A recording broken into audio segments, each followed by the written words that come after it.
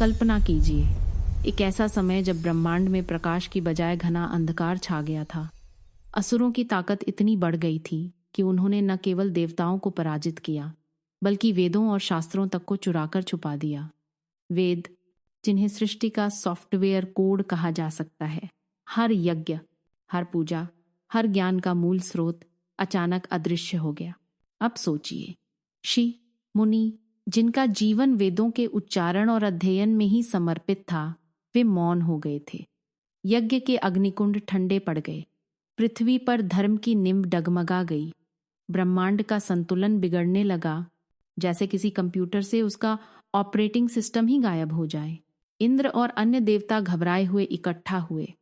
चारों ओर बस एक ही सवाल, अगर वेद नहीं रहेंगे तो जीवन किस दिशा में जाएगा। असुरों ने न केवल ज्ञान को छुपाया, बल्कि मानवता को दिशाहीन कर दिया। अब आप सोच सकते हैं, क्या सच में ज्ञान को कोई छीन सकता है? लेकिन उस समय जब हर तरफ अज्ञान का कुहासा था, लगता था जैसे सृष्टि की धड़कन ही रुक गई हो।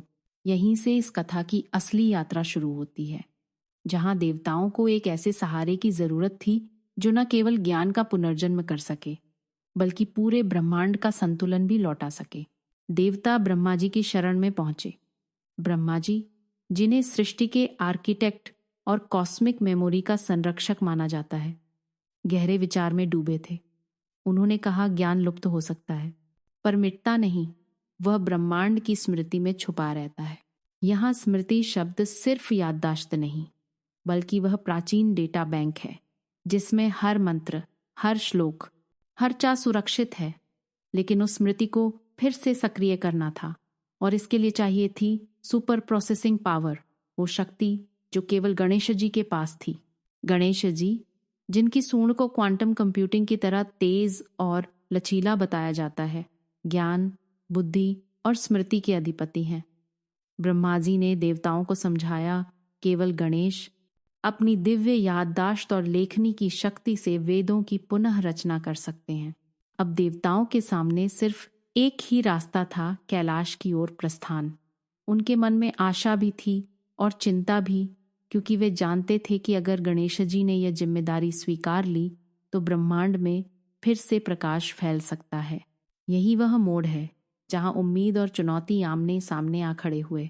क्या गणेश जी इतने विशाल दायित्व के लिए तैयार होंगे?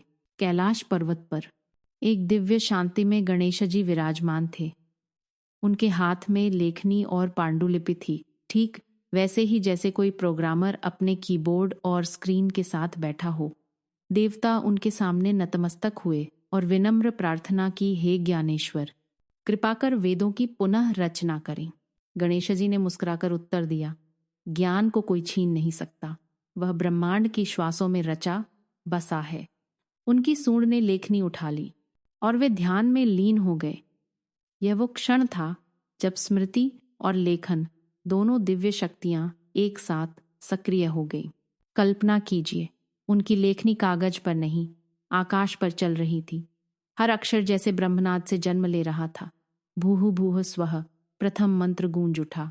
यह केवल लेखन नहीं, एक क्रिएशन प्रोसेस था, जिसमें हर श्लोक, हर चा गणेश जी की स्मृति से प्रकाशित हो रहा था।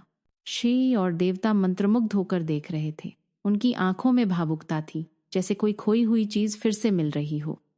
गणेश जी की एकाग्रता अभूतपूर्व थी, न थकान, न भूख, न प्यास, बस निरंतर वेदों का पुनर्जन्म।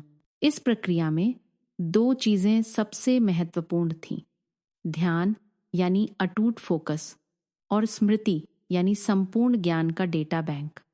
यही गणेश जी की सबसे बड़ी महिमा है। वो ज्ञान को सिर्फ याद नहीं रखते, बल्कि उसे नए सिरे से साकार भी कर सकते हैं। आखिरकार गणेश जी की लेखनी से वेदों का अमृत फिर से प्रवाहित हो गया। ऋषि मुनियों ने नए सिरे से मंत्र ग्रहित किए, यज्ञ फिर से आरंभ हुए और ब्रह्मांड में धर्म ने फिर से श्वास ली। देवताओं ने गणेश जी को नमन किया, आप न केवल विघ्नहर्ता हैं, बल्कि ज्ञान और विद्या के भी मूल स्वरूप हैं। गणेश जी मुस्कुराए, और उनका उत्तर आज भी दिल को छू जाता है। ज्ञान को वही पा सकता है जो विनम्र हो। अभिमान से ज्ञान छुप जाता है, नम्रता से वह प्रकट होता है। यह कहानी यहीं खत्म नहीं होती। इसका असली संदेश है, ज्ञान कभी नष्ट नहीं होता, वह बस छुप जाता है। और जब सच्चे भाव, एकाग्रता और विनम्रता से उसकी खोज की जाती है तो वह फिर से प्रकट हो जाता है। अब देखिए, गणेश जी केवल विघ्नों को दूर करने वाले देवता नहीं, बल्कि स्मृति यानी ब्रह्मांड की सामूहिक चेतना के संरक्षक भी हैं। अगर आज भी वेद, शास्त्र और धर्म सुरक्षित हैं, तो उसके पीछे गणेश जी की दिव्य स्मृति और करुणा है। तो जब भी आप अगली बार गणेश जी की पूजा करें, याद रखिए, आप उनके सामने सिर्फ विघ्न निवारण की नहीं, बल्कि ज्ञान, स्मृति और सृजन की भी प्रार्थना कर रहे हैं। यही है इस कथा का सार, और इसी में छुपा है ब्रह्मांड का सबसे बड़ा रहस्य।